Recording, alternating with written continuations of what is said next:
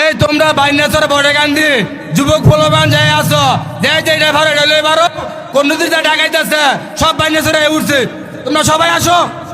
এটা কি করলি এবার এটা কেমন?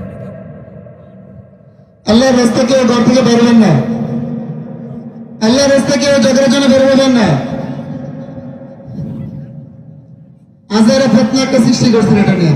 ভাই এখানে মাহফিল চলতেছে আল্লাহর রাস্তে নিজেদের ঈমান ও আমল হেফাজতের জন্য আমরা কেউ ঝগড়াঝাটিতে লিপ্ত হব না।